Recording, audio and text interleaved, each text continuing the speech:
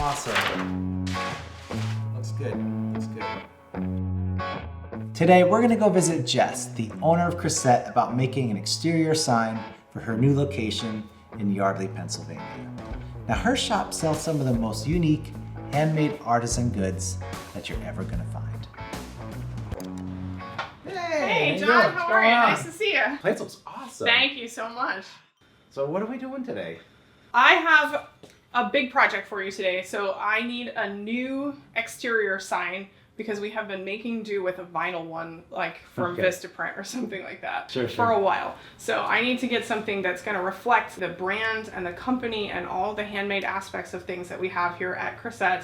And I want to make sure that what's on the exterior really is the marker for what you can expect when you come into our shop.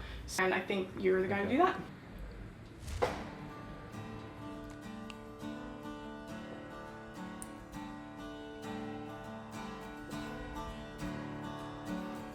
Matthew Crawford, in his book Shop Class is Soulcraft, an inquiry into the value of work, talks about how that wad of cash or check that you earned from a freelance project feels differently in your pocket than the direct deposit that you get from your day job.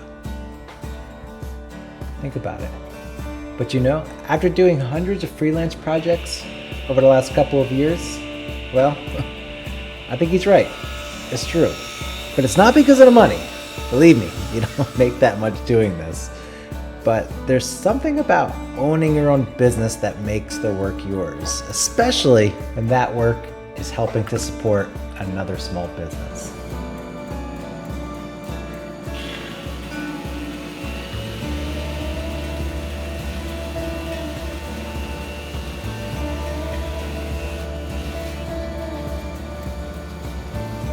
And if you haven't figured it out by now, making the backer to the sign. It's made out of white oak because I really want that grain to pop through. And we're gonna stain it blue. Overall, it should be a relatively simple project. We'll see.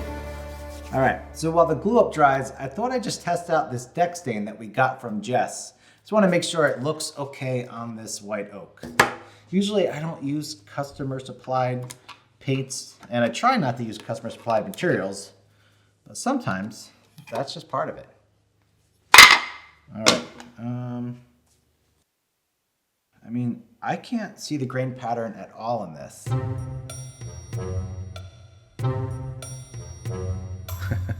So I think I figured out a solution, but it's gonna cost a lot of money. In fact, we're gonna spend all the money that we're gonna make on this project on this one tool. So here's my plan. I'm gonna use the sandblaster to blast away the softer portions of the wood, revealing the grain. This way you can see it even if we paint over it. And I'm gonna try it on the smaller piece first just to make sure it works. And if it doesn't, I'm just not doing freelance work anymore.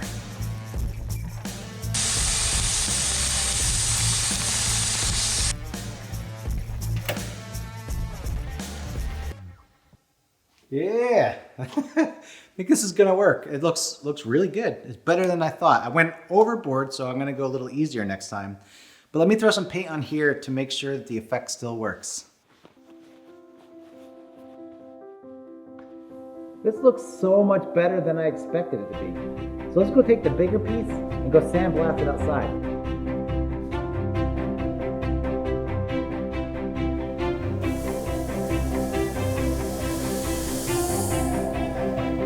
All right, so the sandblasting went pretty smoothly, and now it's time to paint the larger board. Now you'd think with a fancy air compressor, I'd use an HVLP gun, but I'm not gonna do that. It's more to clean up, so instead I'm just gonna use this brush. Now I went a little bit easier with the sandblaster this time because I don't want it to look gaudy. I don't want it to look like one of those Trex decking boards. Looks like I sort of just painted over it. So by going a little bit easier, the effect is going to be more subtle. And if that's not good enough or it's not deep enough, it's no big deal. I'll just use this as the back, flip the whole board over, re-sandblast it, making it deeper, and paint over it again. So we'll see how it looks. Although right now, it's looking pretty good already.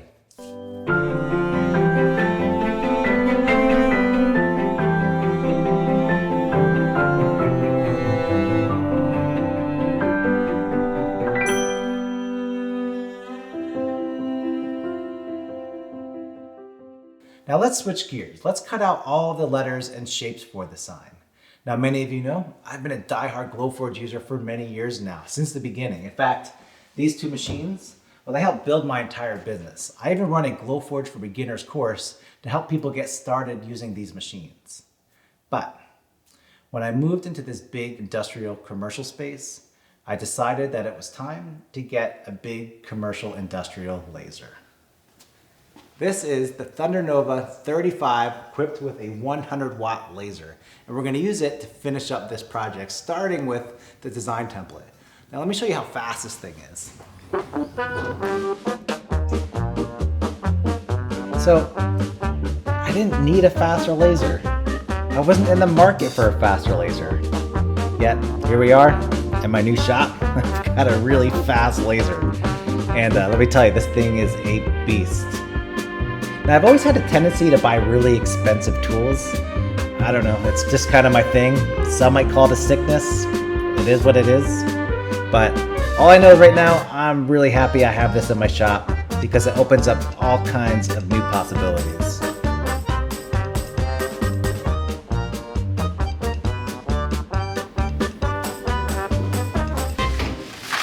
All right, so this is one half of our template. I still need to do the bottom half.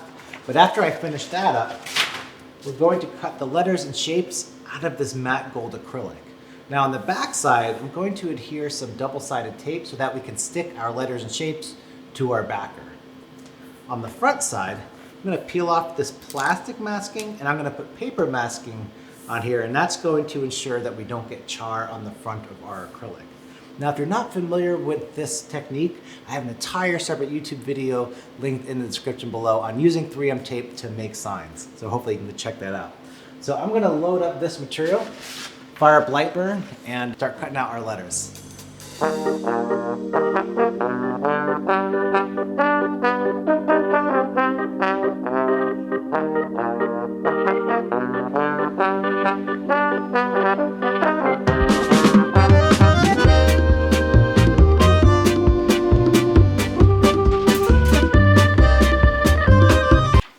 All right, so we've got our board, we've got our template.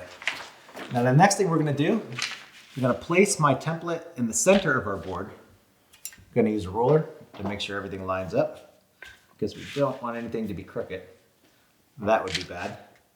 And then once I do that, I'm gonna tape each corner of our template to our board using some blue painter's tape. And then finally, I'm gonna take each letter and I'm gonna peel off the back side of our double-sided tape. I'm going to place each letter where it needs to go.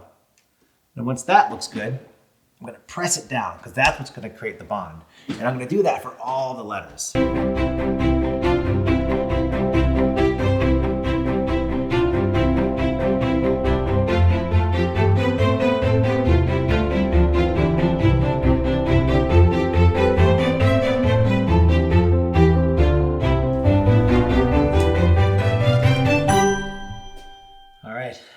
Now for the grand reveal. Oh boy, this is supposed to be so good. My favorite part. Awesome.